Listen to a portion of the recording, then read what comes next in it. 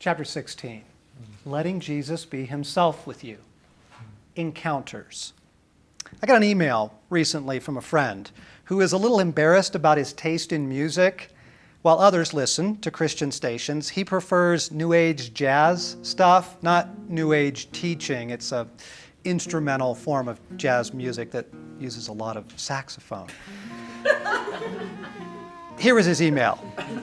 At times, I felt a little odd and maybe even guilty listening to this genre, but I was walking out to my car from a particularly hard sales call. I was asking Jesus to give me peace and rest. I asked if he minded that I listened to this station. As I got in the car, I sensed him saying, "Oh no, that's fine. I'm here too." And so I got in the car, punched in my station, and on came an instrumental version of Fairest Lord Jesus. I said laughing, so you are here. I hope that's a common occurrence for you, friends. I've had Jesus say something to me, and the very next moment, what he said is repeated on the radio in a song or in a movie I'm watching, or literally comes out of the mouth of someone I'm talking to. The song of a child, a song on the radio. Jesus is infinitely creative. Just let him be himself with you. But let me give you a grace that will help you find him, help you experience him. Jesus is teaching, and he said to them, "Therefore, every teacher of the law who has been instructed about the kingdom of heaven is like the owner of a house who brings out of his storeroom new treasures as well as old." This is such a beautiful, stabilizing, gracious verse. It is immensely kind. It is also immensely cunning. So very Jesus. Think of it.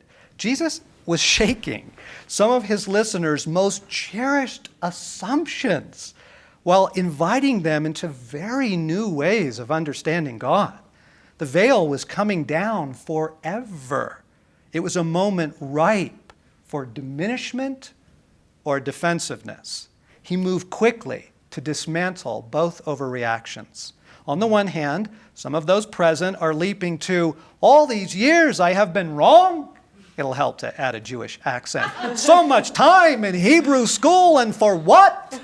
I am such a schmutz." They throw their ashes on their heads, toss their prayer shawl in the ash can. Diminishment. Okay, certain personalities tend this direction. I know I can.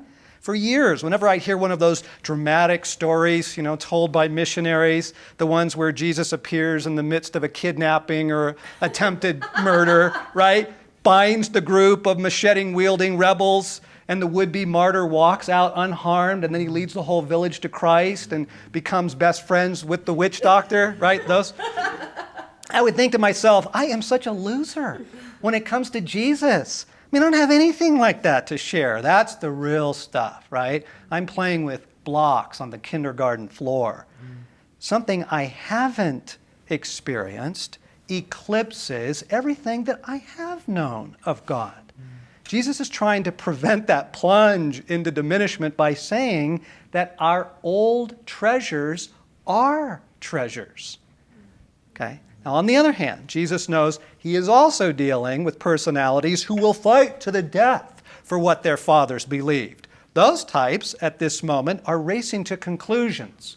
Abraham, Isaac, and Jacob, this is too much. I will not abandon all my fathers have taught. We must reject this man and his teaching. Their eyes scanning the ground for stones. This crowd can get ugly in a flash. You know the type. To be honest, most of us have this type in us as well. In a one-sentence parable, Jesus rescues them both. Rescues us. Don't let someone else's remarkable encounter with Jesus diminish the beauty of what you know of him. Hold fast to the treasures you have. At the same time, you haven't experienced all there is to experience with God. There is more, much more. Those new possibilities are often open to us through hearing the ways Jesus is working in other people's lives. And so put down the ashes and the stones, okay? Let's discover more of Jesus together. My son was having a tough freshman year at college. So many students there bound under the religious fog, really tragic. And it was a lonely fall filled with misunderstanding. One afternoon, just after a classmate said something particularly hurtful to him, Blaine returned to his room and slumped onto his bed, about as low as a young man can get. He looked over to his desk and he saw Jesus sitting there in his desk chair, a smile on his face. He was wearing a pirate hat. And then he just disappeared, like the Emmaus Road. Now, experiencing Jesus doesn't have to be dramatic. Sometimes it is, but not always. When you think of all those days the disciples spent with Jesus, just walking here and there or reclining at the table, the big-time miracles actually account for a pretty small portion of those years. There was just a lot of ordinary living. Jesus comes here too, in a tulip, in a smile, in a cup of coffee, in the night sky. Last night, I had a horrible night. I don't know quite how to describe it, but if I even use the word Gethsemane, I lose everything by trying to establish a connection. Just hours of evil attack, the fruit of which was I couldn't find Jesus this morning. I felt as though he had abandoned me. And so kneeling down in my office, worshiping, face to the floor, I suddenly felt a presence next to me. And then something dropped near my ear. It was an old chewed up toy. I looked and there was Oben, wagging his tail. Want to play? The playfulness of Jesus, cheering my heart through my dog. And then Oben lay down in front of me and began to lick my hand. And it was so merciful, so comforting, the comfort of Jesus. I was going to call this book Jesus of 1,000 Hearts because of the way he continually breaks into my life. He speaks to me through hearts. I'll find stones in the shape of hearts in the rivers where I'm fishing. I've had them almost step by step of a mountainside when we were on a grueling climb. Praying in the morning, I'll look out the window and passing by will be a heart-shaped cloud, dinner rolls, seashells, stains on my jeans. I won the lottery when it comes to hearts from Jesus. But I am ashamed to admit that last summer, I grew a little impatient with them. I was going through a hard time and seeking God for the answer to many questions.